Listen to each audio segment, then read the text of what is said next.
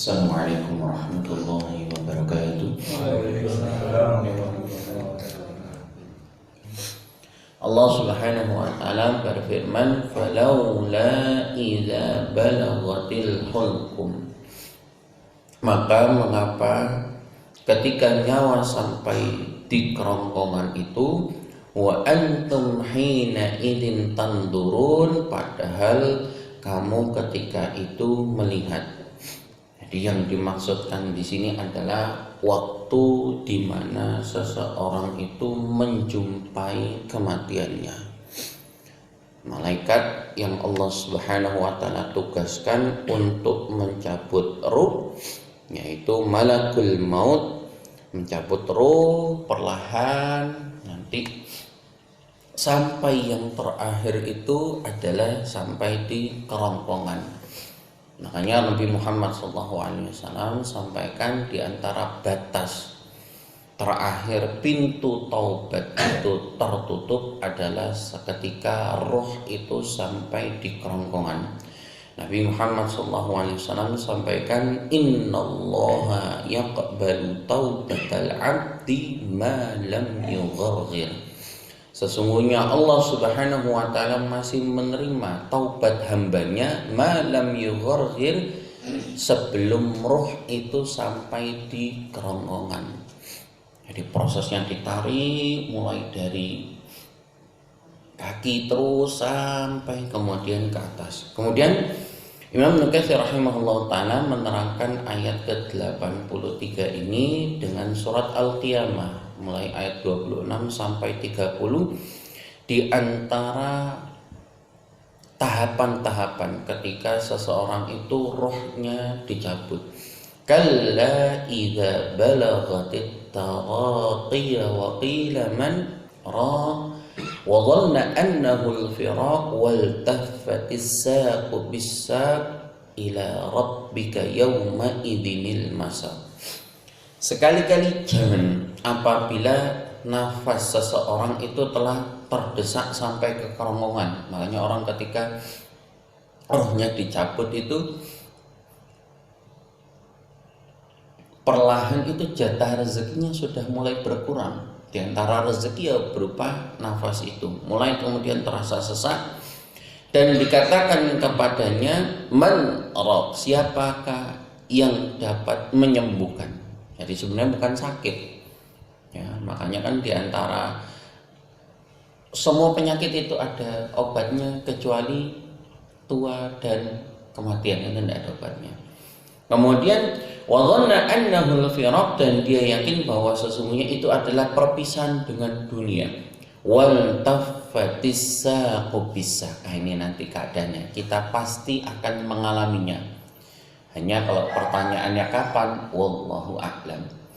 Di antara peristiwa yang terjadi ketika ruh seseorang itu dicabut, Allah Subhanahu wa taala sampaikan wal taffatis saqu bis-saq, yaitu pada saat tertaut antara betis kiri dan betis kanan. Ya, tertaut gandeng. Makanya kan ketika tertarik itu kita ditarik rohnya itu, kaki itu mengejang, tarik, kejang. Ila rabbika yauma idzinil masa, kepada Tuhanmu lah pada hari itu kamu dikirim, dikumpulkan, dikembalikan kepada Allah Subhanahu wa taala. Kemudian jamaah fidakumullah, di ayat berikutnya Allah Subhanahu wa taala sampaikan wa nahnu aqrabu ilaihi minkum walakin la tubsirun. Dan kami, kata Allah Subhanahu wa taala, lebih dekat kepadanya daripada kamu. Walakin la tubsirun, tetapi kamu tidak melihat. Nah, ini kemudian jamaah fidakumullah diterangkan di ayat yang lain, maksudnya wa nahnu aqrabu ilaihi minkum, yaitu para malaikat yang Allah Subhanahu wa taala lebih dekat dengan para malaikat itu tahu, cuma kita memang tidak melihat. Ya, untuk saat ini malaikat maut itu kita tidak melihatnya, tapi nanti ketika kematian itu, ajal itu datang, kita akan bertemu dengan sosok yang namanya malakul maut. Nah, ini kemudian juga untuk membantah, misalnya malaikat maut itu digambarkan sosok hitam, kemudian kados menggunakan pakaian yang ada tudungnya, terus beton arit sing besar gitu, bukan seperti itu. Karena tidak ada manusia yang melihat malaikat maut kecuali menjelang kematian. Kemudian Imam Ibnu Katsir rahimahullah taala menerangkan ayat ke-85 ini dengan ayat 61 dan 62 dari surat Al-An'am. Wa huwal qahiru fawqa ibadihi wa yursilu 'alaikum hafadha hatta idza jaa ahadakumul mautu tawaffathu rusuluna wa hum la yufarritun. Tsumma ruddu ila Allahi maulahumul haqq ala lahul hukmu wa huwa asra'ul hasibin.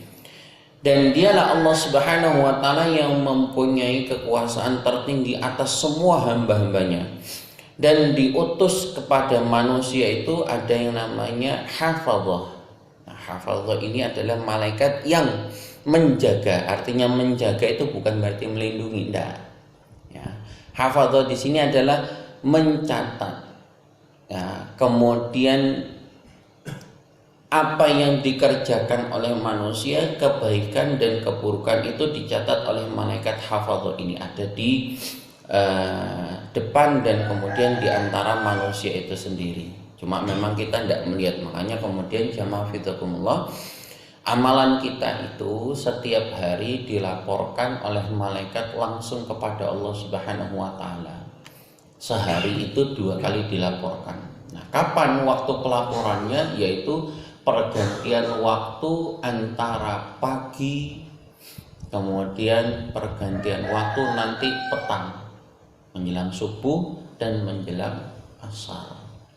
Ini malaikat hafadzah naik kepada Allah Subhanahu wa taala melaporkan, kemudian ditanya oleh Allah Subhanahu wa taala, apa yang hambaku lakukan ketika kamu tinggalkan? Disampaikan semuanya sehari.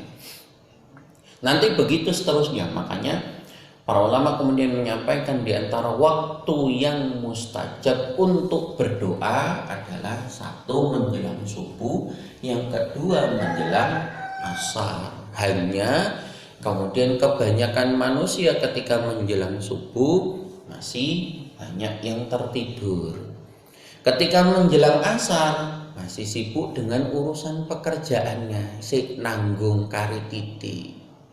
Jangankan untuk berdoa, sholat asar masih diundur-undur karena urusan dunianya. Padahal itu adalah waktu yang mustajab untuk berdoa.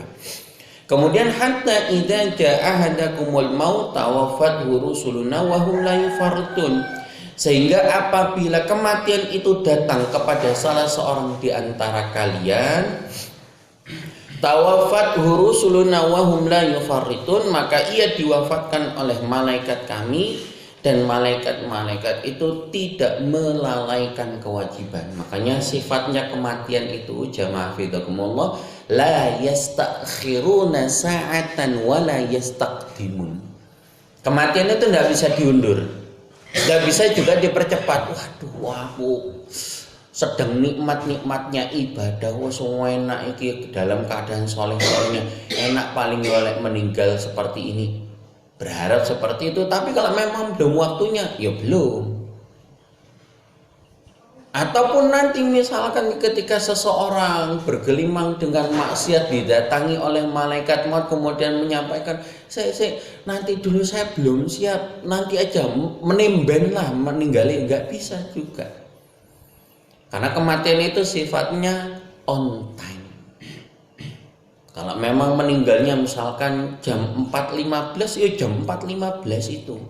Tidak peduli di mana, sedang apa. Makanya kan ketika kita ngerjakan ibadah itu jamaah fidakumullah, ya niatkan semua kebaikan-kebaikan yang kita kerjakan ini adalah ibadah. Ya, wa'budullaha hatta ya'tiyakumul yakin. Beribadahlah kalian kepada Allah sampai datang al-yakin, yaitu kematian itu sendiri. Kemudian jamaah fitrullah, di pembahasan yang terakhir ayat ke-86 dan 87, Allah Subhanahu wa taala berfirman, "Falaula in kuntum ghaira madinin." Maka mengapa jika kamu tidak dikuasai oleh Allah Subhanahu wa taala? Misalkan ada seseorang, ini memang kaitannya dengan ayat sebelumnya yang orang-orang musyrik yang ada di Mekah, mereka menganggap manusia hidup di dunia mati selesai, itu anggapan mereka, padahal kan tidak seperti itu. Nah, kemudian ditanya oleh Allah Subhanahu wa taala, "Falaula in kuntum ghaira madinin." Maka mengapa jika kalian tidak dikuasai oleh Allah Subhanahu wa taala, tarji'unaha in kuntum shadiqin. Kamu tidak mengembalikan nyawa itu kepada tempatnya. Dikembalikan lagi kalau memang tidak berkuasa, tidak dikuasai oleh Allah Subhanahu wa taala, tidak dibawa kekuasaannya Allah Subhanahu wa taala. Kenapa nyawa yang sudah lepas dari jasad itu kok nggak balik lagi? Mulai mana rohnya, balik mana nang jasate? Kalau tidak dibawa kekuasaan Allah Subhanahu wa taala, ternyata memang ketika roh itu sudah terlepas dari jasad, sudah nggak bisa balik lagi. Ya. In kuntum shadiqin, jika kalian itu adalah orang-orang yang benar. Kemudian jamaah fizakumullah, dalam riwayat Imam Al-Bukhari, ya, disampaikan oleh sahabat Abu Sa'id Al-Khudri radhiyallahu taala anhu bahwasanya Rasulullah sallallahu alaihi wasallam bersabda, "Yu'ta bil mauti ka hay'ati kabshin amlah, fayunadi munadi ya ahlal jannah fayashra'ibuna wa yanduruna fayaqul hal ta'rifuna hadha fayaqulun na'am hadzal maut wa kulluhum qad rahu."